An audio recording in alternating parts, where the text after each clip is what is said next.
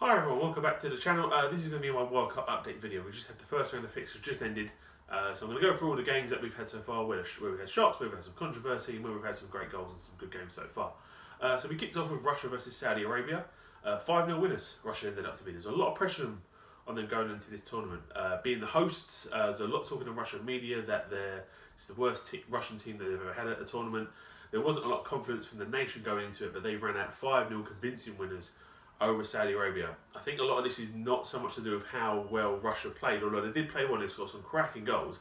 It was more how bad Saudi Arabia were, and I don't think they really justified the meaning of why they need to be at this tournament. I do think the World Cup itself will benefit from being maybe a 16-team tournament, having more competitive nations, so you really get the best nations from each continent.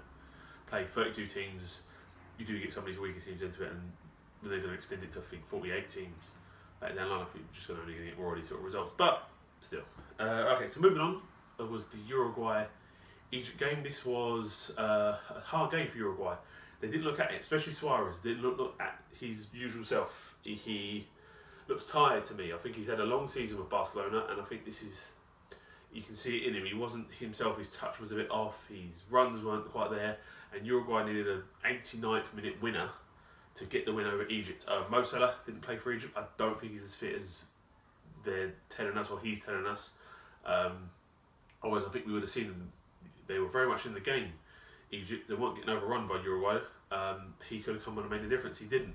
So I don't think he's that fit. He'll have to play the next game, I imagine. Otherwise, they're going to be out, Egypt. But Uruguay picked up the win.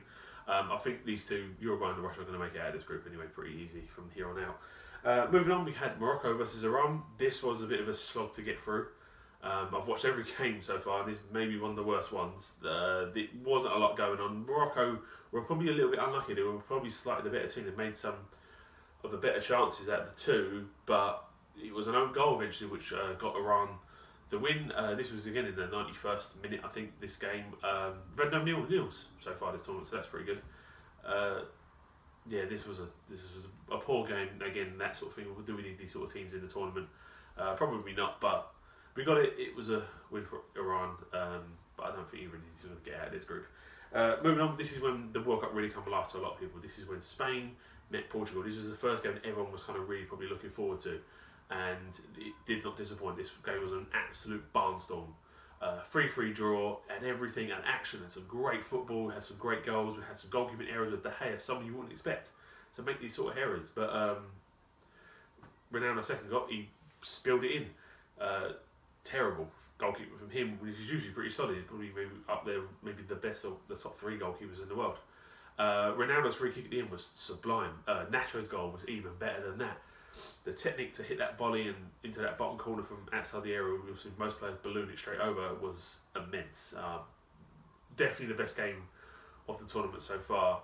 It was take some time, and hopefully as we get into the last stages of the tournament, when these two teams start playing each other in the finals and quarterfinals, semi-finals, games like that, we'll see more of this really sort of great footballing games, which it definitely kind of brought the World Cup alive for a lot of other people. Moving on, we had France beat Australia 2-1. This is when the VAR system really kind of came into its own, and we kind of saw how it was going to be used. Griezmann was through and goal. Defender comes in. I thought, first half, I thought it was a penalty. Looking at the VAR, the defender just clips the ball, but for me, I think it still was a penalty, because as he does make a slight contact on the ball, Griezmann is still in control. He still taps it forward, and that's what he meant to do, and the defender then takes him out, which I then think it is a penalty. I think the decision was correct. VAR confirmed it was correct, and then Griezmann scored the penalty. And you think, okay, maybe France have not played that well so far, they'll go and kind of control the game there. Australia go straight down the other end, I think it's 3-4 minutes maybe later, and they give away a penalty themselves. This didn't need VAR, this was the world's most blatant penalty, as Umtiti just punched it out of the air. I don't know whether he thought he was Maradona for 5 minutes, or he was trying to get a basketball contract. I don't really know what he was trying to do. Definite penalty. Australia didn't score that, and then France really struggled. As much as I think they probably will go on and win the tournament, they didn't look great. They got in. It was an own goal. It was sort of Pogba's was it an own goal? It was a big kind of controversy there. It was definitely went over the line. France got the win, but they didn't look great. They do need improving a lot more. Going forward, after that, then we had Denmark versus Peru. As much as I thought Peru would be a bit of a dark horse in this tournament, I thought they was a little unlucky in this one. They missed the penalty, which was probably their big opportunity. I thought they did play well. They did create a lot as well. Denmark wasn't creating a lot of shots. Only towards the end, when Peru were trying to get the equaliser, that Denmark created more chances. And they got the win. They got the 1-0 win. It wasn't a great game, but I think Peru were a little bit unlucky in this one. Then we had Argentina v Iceland, 1-1. Iceland proving that their showings in the Euro 2016 tournament were not a fluke. They are a very, very well organised side. It's such a rigid defensive performance. As much as Argentina took the lead for Aguero, which was a good goal, Iceland didn't back up. And then what they did, I think, what really helped them, they got a goal again almost immediately. It was less than 10 minutes for Argentina because they scored. If they would have, the longer the game would have gone on with Argentina 1-0 up, would have taken Iceland's playing out a bit. I don't think they're a team that can go and chase down goals. I think they need to get goals early or get their result as they want, like either it's a draw or winning early and then defend. I think that's the way they're set up. Messi missed the penalty. Obviously, there's a lot of Messi's rubbish now and Ronaldo's great. One game doesn't change. You look at those two players; they're both brilliant. I don't think Ronaldo getting a hat-trick in one game and Messi missing a penalty over really confirms, oh, now Ronaldo is the best player in the world and Messi's just the average. It's not that at all. Ronaldo's missed penalties himself. So, but yeah, Argentina weren't looking great in this game. They really struggled to break Iceland down. The amount of attacking talent that they have, you think they'll be able to beat someone like Iceland, and they really struggled. So, this could be a sign of things to come for them. Then Croatia beat Nigeria 2-0. Not much to say. It was a boring game. Wasn't much going on. Croatia scored a penalty and then they got one in the end. Nigeria looked awful, really. Not much to say about this one. It was a bit of a poor game. Then Serbia v Costa Rica. Again, not really much happened. Kolarov scored the blinding free kick in this one. Again, not much else really happened here. They got the easy win. Then Brazil v Switzerland. This so far is my goal of the tournament so far. Was Coutinho's goal against Switzerland. Beautiful bended shot from outside the area. He scored a lot in those sort of areas. He's done a lot for Liverpool and for Barcelona as well. He scored one or two like that. Brilliant. And you thought from there Brazil would go on and coast the game easily, but they didn't. They really struggled. Switzerland are a well organised side, and I think they deserved their equaliser. They definitely deserved the draw. Brazil didn't do enough, I think, to win the game. And this again, another one of the big teams really struggling in their opening game. So this couldn't be as predictable as we thought this World Cup. We could see some shocks still coming forward. After that, we had Sweden versus South Korea. Again, this is the VAR giving us the penalty for this one. Again, I think he made the right call. It was a foul. As much as the defender did look like he kind of won the ball initially, so when I first saw it, I thought, oh, this could go either way. We see it's actually the Swedish defender's foot that taps the ball and the Korean player takes him out from there. Definite penalty. Sweden got to win 1-0. It's a fair result for that one. And then big shock of the tournament so far was Mexico beating Germany 1-0. Not so much as the result. You think, oh, well, maybe Mexico got the goal and they kind of... No, Mexico should have won this at a canter. They should have easily scored 3 or 4 goals in this game. Germany were terrible. Terrible. For defending champions, you would not think it. You'd be surprised how much 4 years can change a team. And that really, they really need improvement. I still think they'll make it out of the group because I think they've got enough to beat Sweden and Costa Rica. But I can see Mexico finish top in this group, which would kind of throw the kind of tournament order kind of out of shape a little bit, which would be a bit of a shock. But yeah, this was a not so much the result, but how bad Germany really were compared to how good Mexico had played. Then we move on to England's group, Group G. Belgium beating Panama 3-0. This was not a shock. As much as it's not as straightforward as it was, Panama did kind of put up a good sort of resistance, especially in the first half. Belgium were really struggling to break them down, but I think they were trying to rush it. They were taking their time, and Martin scored an unbelievable volley goal straight over the top into the corner. And that once that happened, Panama had to then come out and try and beat Belgium, which then opened the floodgates up. All 3 of their goals were great. Lukaku with a great header, and then he got the through-on goal chipped over the goalkeeper for the third. Belgium looked dominant.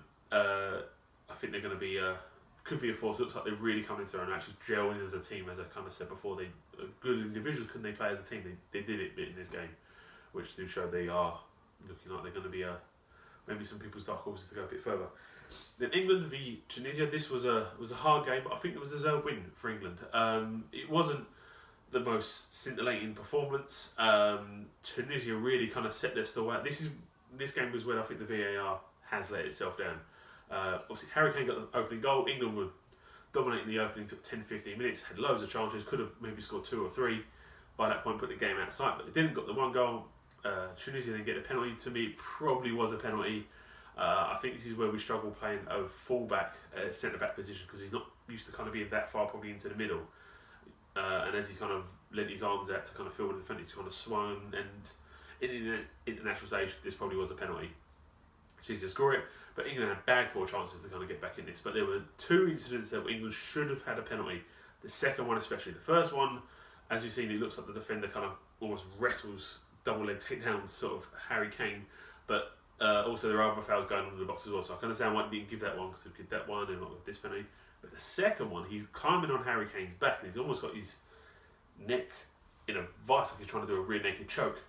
And how this is what VAR was supposed to spot. There's so much going on in the box for a corner or a set piece, so this is what VAR was supposed to detect, and it didn't. So I think England should have had a penalty there, but I think justly England eventually got the winner when Rashford and Loftus-Cheek came on. It really changed the game, up the urgency a little bit, which we needed, and then Harry Kane got the winner right near the end.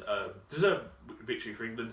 I think it's kind of really got to galvanise the nation a little bit, this one. I think we're a little bit down on the World Cup going into it, but we saw some of the big teams struggle so far, and it's like, oh, if we get a win in the first game, which we did, is kind of up the ante a little bit. And I think, as much as I don't think England will probably go on to win it, I think we can still do well in this tournament. And coming against maybe some of these big teams are not to fear as they probably once were 4 years ago. The last thing we had today, we've had Japan versus Colombia. This one I thought would go the other way, but Colombia had a player sent off in the first maybe 4 minutes. Definitely sending off. Goalkeeper comes out, deflects up. Japanese player shoots, puts his arm out, hits him on the arm. Clear goals opportunity. Player gets sent off. Japan scored a penalty.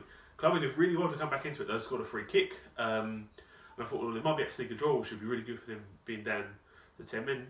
But then Japan got a header, which was the winner, which ended the game really. I think Colombia, once they knew the steam had come out of them, and that was the end of that. And then we've had Poland lose 2-1 to Senegal, which was a bit of a shock because I thought Poland would probably win this group. And they really struggled. They didn't look like themselves as Senegal. They did play well, and they probably did deserve the victory. In all fairness, I think Poland looked really kind of lackluster, and they were trying to get Lewandowski, but I think Senegal really kind of played him well and marshalling in. Once Lewandowski's out the picture, Poland really struggled. So I think they did really well there. So that's it so far. There's been some shocks, there's been some standard results. Some of the big teams maybe not doing as well as we probably first thought. England got their first victory, which is really good, kind of gets more positivity into the competition. Hopefully more people get involved, especially with the Panama game, which I think we probably will go on to win. Anyway, thanks very much for watching, guys. I'll do another video once the second round of fixtures are over to give my thoughts, and we'll get a better idea to how this World Cup is going to be shaping up. Anyway, thanks very much for watching. Catch you next time. Bye.